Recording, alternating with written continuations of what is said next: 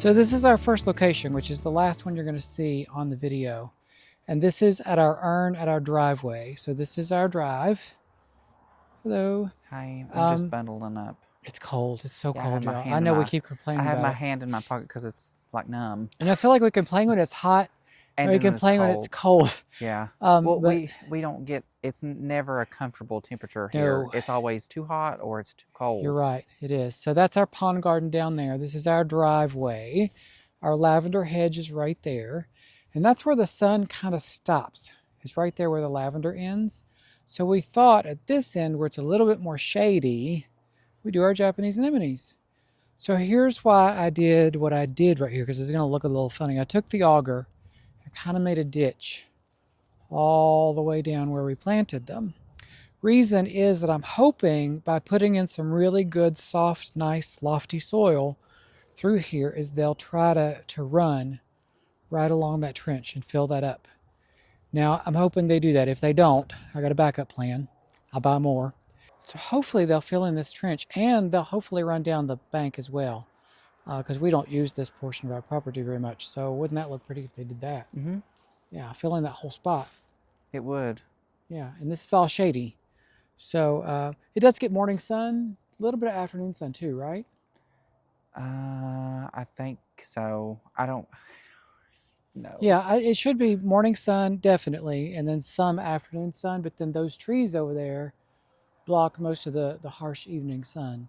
So these should be really good. They're going to want a little bit of sun and a little bit of shade. So now let's move on along. We'll show you where we put the other two.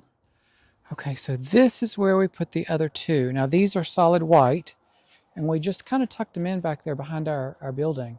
Again, nobody goes back here. We did just recently have a giant tree, like it was taller than the trees that were here, right there in that dead spot that you can see. We did just have that recently removed.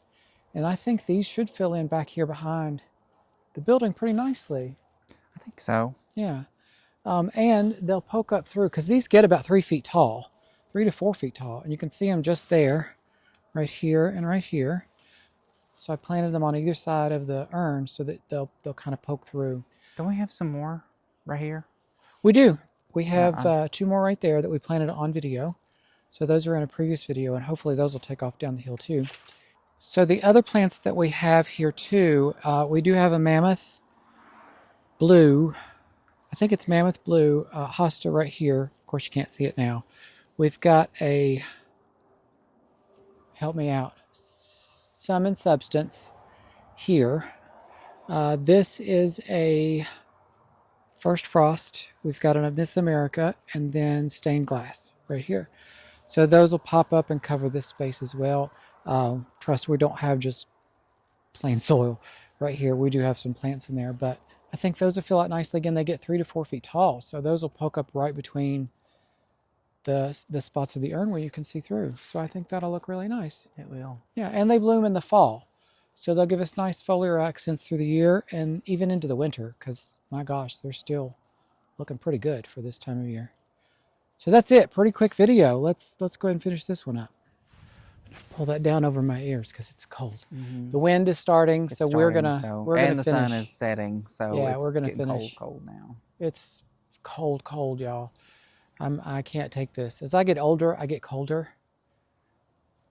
Can y'all relate to that?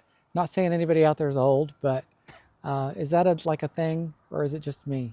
But anyway, I know these Japanese anemones are going to take over. Like, that's what they do. I showed it in the video where they're spreading already in their containers. So y'all let me know what experience you have with Japanese anemones. Were they a complete pain and you were ready to pull your hair out by the end, or did they take over a spot and you really enjoyed them? I would really love your opinions on that, because if we get a lot of comments that say they were a headache, guess what? We'll pull them out before they get rooted in. Michael's smirking because he knows I'm not going to want to throw away plants. Mm-hmm.